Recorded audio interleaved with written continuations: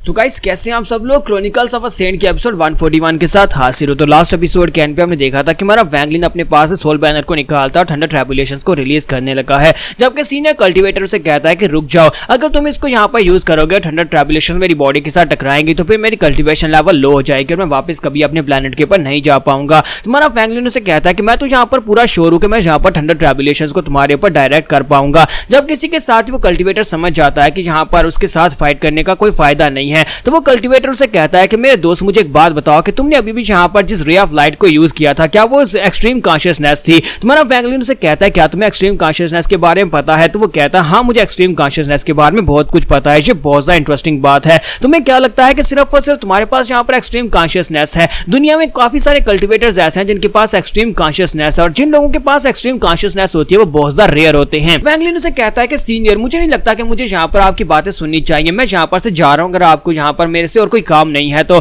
वो से कहते हैं कि लड़के क्या तुम यहाँ पर अपनी एक्सट्रीम कॉन्शियसनेस को ब्रेक थ्रू नहीं करवाना चाहोगे? तो वैंगलिन वहीं पर रुक जाता और कहता है कि इस बात का क्या मतलब है? तो वो से कहता है कि लड़के मेरी बात को ध्यान से सुनो, तुमने यहाँ पर एक्सट्रीम कॉन्शियसनेस को यूज किया, लेकिन एक्सट्रीम कॉन्शियसनेस एक बहुत ही पावरफुल गिफ्ट है। अगर तुम इसे ये सोच रहे हो कि ये तुम्हारे लिए एक बर्डन है और तुम्हारी कल्टीवेशन इसकी वजह से आगे नहीं बढ़ पा रही, तो तुम बहुत ज्यादा गलत समझ रहे हो। तुम्हारे जैसे एक छोटे से प्लेनेट के ऊपर, इस बेकार प्लेनेट के ऊपर अगर तुम्हारे पास एक्सट्रीम कॉन्शियसनेस तुमने डेवलप कर लिया तो ये एक बहुत ही खास बात है, क्योंकि हमारे प्लेनेट के ऊपर जहां पर एक्सट्रीम कॉन्शियसनेस वाले लोग बहुत ज्यादा है, वहां पर सभी लोग एक्सट्रीम कॉन्शियसनेस में ब्रेक थ्रू कर सकते हैं। तुमने यहाँ पर इस कलरफुल लाइट को तो देखा ही होगा जो थोड़ी देर पहले मैंने यहाँ पर रिलीज की थी, वो भी एक्सट्रीम कॉन्शियसनेस है और ये 5 कलर वाली एक्सट्रीम कॉन्शियसनेस है। हर किसी के पास अपनी अपनी एक्सट्रीम कॉन्शियसनेस होती है और हर किसी के पास एक्सट्रीम कॉन्शियसनेस का अपना जो होता है वो एट्रीब्यूट होता है, लेकिन इसको ब्रेक थ्रू करना बहुत ज्यादा मुश्किल होता है। अगर तुम यहाँ पर इसको ब्रेक थ्रू करना चाहते हो तो मैं तुम्हें यहाँ पर इसको ब्रेक थ्रू करने का एक मौका दूंगा। मैं यहाँ पर तुम्हें इसका एक तरीका बताता हूँ। क्या तुम्हें पता है कि यहाँ पर जब एक रैंक 5 का कंट्री ब्रेक थ्रू करता है, यानी कि रैंक 5 का कंट्री जो होता है जब वो यहाँ पर रैंक 6 में पहुंचने वाला होता है, तो रैंक 6 के कंट्री के जो ओल्ड मॉन्स्टर्स होते हैं वो सभी लोग वहां पर आते हैं और आकर उसको एवेल्युएट करते हैं और उसके बाद वहां पर एक रैंक 6 का क्रिस्टल बनाते हैं। एक एनर्जी क्रिस्टल बनाकर एक रैंक 6 के कंट्री को दे दिया जाता है और उसके बाद से उस कंट्री को रैंक 6 कंट्री कहा जाता है। तो तुम यहाँ पर अपनी एक्सट्रीम कॉन्शियसनेस को ब्रेक थ्रू करना चाहते हो तो तुम्हें यहाँ पर इसी तरह के क्रिस्टल को चोरी करना होगा। तुम्हें किसी रैंक 6 के कंट्री में जाकर उनके क्रिस्टल को चोरी करके उसको कंप्लीटली एब्जॉर्ब करना होगा, तभी तुम यहाँ पर अपनी एक्सट्रीम कॉन्शियसनेस को ब्रेक थ्रू कर पाओगे और उसके बाद तुम्हारी कॉन्शियसनेस इस दुनिया में सबसे ज्यादा पावरफुल हो जाएगी। वैंगलिन उसे कहता है कि क्या तुम्हें लगता है कि ये बड़ा ही आसान होने वाला है? मैं अभी सिर्फ एक रैंक 3 के कंट्री के अंदर हूं और रैंक 6 के कंट्री के पास जाकर उनके क्रिस्टल ऑर्ब को चोरी करना ये कोई आसान काम नहीं है। तो वो उसे कहते हैं कि ये तुम्हारे ऊपर डिपेंड करता है कि ये तुम कैसे कर पाते हो। फिलहाल के लिए तुम ये कर भी नहीं पाओगे। जब तुम यहाँ पर सोल ट्रांसफॉर्मेशन राह में पहुंचोगे तब तुम शायद किसी रैंक 6 के कंट्री में जाकर उनके स्पेशल क्रिस्टल को चोरी कर पाओ। और इसी के साथ ही वो अपने बैग के अंदर से स्टार डिस्क को निकालता है। तो वैंगलिन से कहता है कि ये क्या चीज है? तो वो उसे कहता है कि इसे स्टार डिस्क कहते हैं। ये एक टेलीपोर्टल को ओपन करने के लिए, इसकी मदद से मैं यहाँ पर से वापस अपने प्लेनेट पर जा सकता हूँ। और साथ ही वहां पर उसके सामने हॉरिजॉन को ओपन करता है और उसके सामने एक बड़ा सा पोर्टल ओपन होता है। तो वो कल्टीवेटर उसे कहता है कि अगर तुम यहाँ पर कभी किसी प्लेनेट के क्रिस्टल को हासिल कर पाते हो तो मेरे प्लेनेट के ऊपर चले आना, यानी कि तुम उस वक्त इस प्लेनेट को छोड़ने के काबिल हो जाओगे और उसके बाद तुम हमारे 5 एलिमेंट प्लेनेट को ढूंढ लेना। हमारा 5 एलिमेंट प्लेनेट के ऊपर आने के बाद तुम मुझे ढूंढ सकते हो, मेरा नाम नानडू है। और इसी के साथ ही मास्टर नानडू वहां पर से चला जाता है। वो स्टार डिस्क को यूज करते वहां पर से गायब हो जाता है, अपने प्लेनेट के ऊपर टेलीपोर्ट हो जाता है। तुम्हारा वैंगलिन कहता है कि मुझे लगता है कि इसने यहाँ पर मुझे एक नई बात बताई है कि एक्सट्रीम कॉन्शियसनेस को ब्रेक थ्रू किया जा सकता है, लेकिन मुझे नहीं लगता कि फिलहाल के लिए मुझे इस बारे में सोचना चाहिए क्योंकि मेरी रीच से ये बहुत ज्यादा बाहर है। मैं एक रैंक 6 के कंट्री के पास जाकर क्रिस्टल तो चोरी नहीं कर सकता। और इसी के साथ ही वैंगलिन वहां पर से आगे की तरफ बढ़ना स्टार्ट करता है और कहता है कि अब जबकि मुझे पता है कि मेरे प्लेनेट के अलावा बहुत सारे ऐसे प्लेनेट है जहां पर बहुत सारे खास कल्टीवेटर्स रहते हैं जो बहुत ज्यादा पावरफुल हैं, जैसे कि मास्टर नानडू जो कि 5 एलिमेंट प्लेनेट के ऊपर रहता है। अगर मैं कभी वहां पर जाना चाहता हूं तो उसके लिए मुझे यहाँ पर अपने आप को ब्रेक थ्रू करवाना होगा, मुझे स्ट्रॉन्ग बनना होगा और स्ट्रॉन्ग बनने के लिए जरूरी है मुझे किसी ऐसे कंट्री के अंदर जाना होगा जहां पर स्पिरिचुअल एनर्जी ज्यादा हो, ताकि मैं अपनी नेशनल सोल स्टेज को ब्रेक थ्रू करने के बाद सोल फॉर्मेशन लेवल में पहुंच सकूं।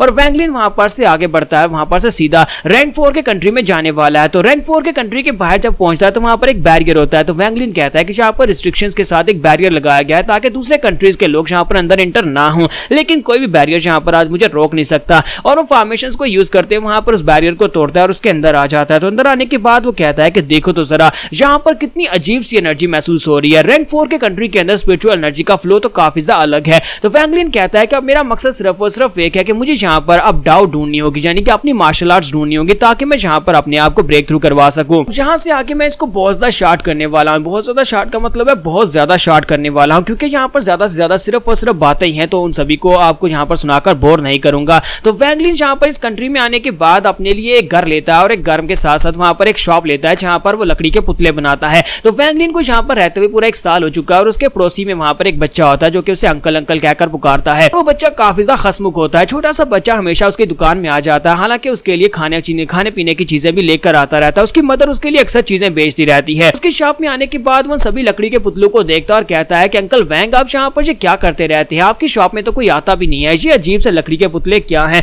फिर साथ ही उसे कहता है कि अंकल वैंग प्लीज मेरे साथ चले ना, हम लोग सिटी घूम कर आते हैं, क्योंकि मुझे लगता है कि पिछले 1 साल से आप यहाँ पर हैं लेकिन आप सिटी में नहीं गए होंगे। आज डैड घर पर नहीं है तो हम दोनों चलते हैं, वैसे भी आपकी शॉप में कौन सा कस्टमर आता है। तो वो दोनों वहां पर से निकलते हैं और सिटी में चले जाते हैं। और सिटी में जाने के बाद हमारे वैंगलिन को वहां पर लाइट पिलर्स दिखाई देते हैं, जिन पिलर्स के अंदर सोल फॉर्मेशन लेवल के कल्टीवेटर्स बैठकर कल्टीवेट कर रहे होते हैं। वैंगलिन जो होता है वहां पर उस लड़के के साथ इस लाइफ को एंजॉय कर रहा होता है। वो उस लड़के के साथ बाजार में जाता है, घूमता फिरता और कहता है कि मैंने अपनी जिंदगी का आधा हिस्सा यहाँ पर रिवेंज लेने में गुजार दिया और बाकी का आधा हिस्सा जो है मैं डाव को ढूंढने में लगाऊंगा ताकि मैं यहाँ पर ब्रेक थ्रू कर सकूं। तो वैंगलिन का अब यहाँ पर एक मकसद होता है ताकि वो यहाँ पर एक इंसान की जिंदगी को फील कर सके, क्योंकि अगर वो नेसेंस सोल स्टेज से सोल फॉर्मेशन में ब्रेक थ्रू करना चाहता है तो उसके लिए जरूरी है कि आपको यहाँ पर एक कल्टीवेशन वर्ल्ड को छोड़कर आपको वापस एक नॉर्मल इंसान की जिंदगी को एक्सपीरियंस करना होगा, तभी आप यहाँ पर दोबारा से ब्रेक थ्रू कर पाएंगे। इस बॉटलनेक को पार करना उसके लिए काफी ज्यादा मुश्किल होने वाला है। तो वो गली में चलता हुआ जा रहा होता है तो वहां पर एक अजीब सा मास्टर खड़ा होता है। वो उसे कहता है कि लड़के क्या तुम ब्रेक थ्रू करना चाहते हो?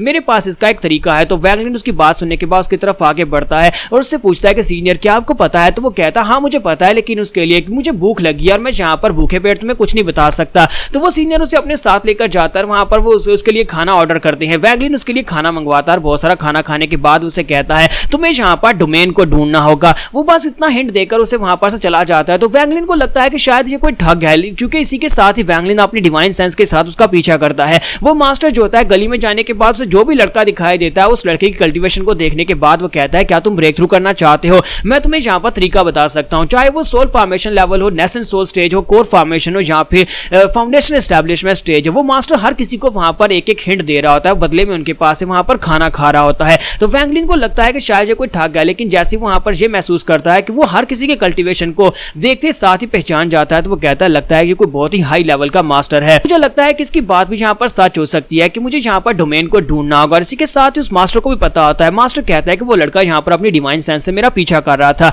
लड़का काफी ज्यादा अच्छा है लेकिन वो बॉटलनेक में फंसा हुआ है। क्या मुझे यहाँ पर इस लड़के की मदद करनी चाहिए ताकि ये लड़का जल्दी से जल्दी नेसेंस सोल स्टेज से सोल फॉर्मेशन में ब्रेक थ्रू कर जाए? लेकिन फिर साथ ही वो कहता है कि इस लड़के को थोड़ी देर यहाँ पर स्ट्रगल करने दो, जब ये खुद यहाँ पर समझेगा कि डोमेन क्या होती है तभी यहाँ पर ब्रेक थ्रू कर पाएगा। जहाँ पर हम लोग अपनी एपिसोड 141 का एंड करेंगे और नेक्स्ट एपिसोड में देखेंगे कि हमारे वैंगलिन के लिए सब कुछ कितना मुश्किल होने वाला है, यानी सोल फॉर्मेशन लेवल में ब्रेक थ्रू करना उसके लिए कितना मुश्किल होगा।